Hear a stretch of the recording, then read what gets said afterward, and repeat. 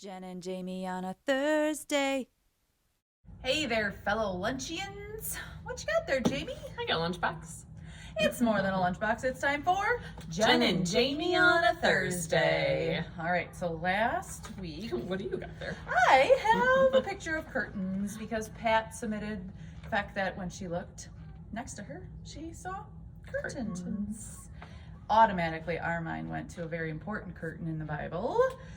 If you recall, several weeks ago, we were talking about the Ark of the Covenant and the significance it held. Well, the Ark of the Covenant was kept in a very special place and had a very special curtain. It had very special people that could access it. So that's where we went, right? Yeah. So the Ark of the Covenant was stored in the Holy of Holies, which had a curtain that went in front of it, so literally nobody could get to it. The only people that were allowed behind that curtain were the high priest. And the high priest were only allowed behind that curtain one time a year, and that was it. If they went into the Holy of Holies outside of that one time, they died. Like, Jesus, God meant business. yeah, I mean, it's just that simple and also kind of complicated. But, so this curtain then separated the Holy of Holies. So the high priest would go in there, that's where he would atone for the sins of all the people, and then be able to come out and proclaim forgiveness to the people. This was the covenant, the agreement between God and his people at that time. So, But we're going to read in Matthew a whole new covenant yeah. that Jesus establishes when he died on the cross. Yeah, so when Jesus died on the cross, a lot of things happened on that Good Friday, one being darkness, another one being an earthquake. But then in Matthew 27, verse 51, it says, At that moment, the curtain of the temple was torn in two from top to bottom. The earth shook and the rocks split. So the curtain that was covering the Holy of Holies was torn. It was literally opened up so that there was no barrier between God and his people any longer. So the tearing of the curtain was both literal and figurative in the fact that now we can approach God.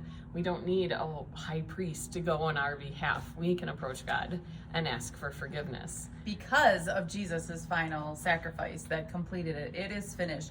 Jesus was the ultimate sacrifice that was needed in order to establish that new covenant between God and his people.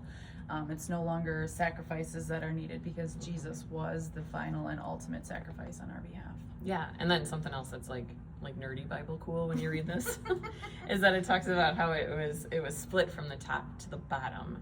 And so it wasn't like this was an accident that just happened or a coincidence that happened, because if it was, it would have been somebody at the bottom who was taking it and splitting it. But this was at the top, started at the top. Also, God's hand in it. So just something that's kind of fun when you read through the Bible and see all these things that go, oh, this could not have been an accident that it happened.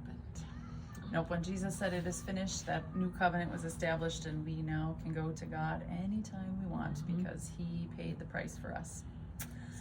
All right, with that being said, it is time for... What's in the lunchbox? Jamie, what is in the lunchbox? Peanut butter. Peanut butter. Feel free to contact us for an endorsement deal if you'd like. No, but we got all 37 views of this video. So Aaron actually submitted roasted nuts. Oh, yeah, we didn't have a card. Did not have any roasted nuts on hand, and so I figured, well, these at one time were roasted and blended. So there you go. So roasted nuts. Roasted nuts in a jar. In a jar with oil. In a spread substance. All right. Thank you, Aaron. We got this. We'll figure it out. So from Jen and Jamie. May your lunchbox always be full. We'll see you next time. Jen and Jamie on a Thursday.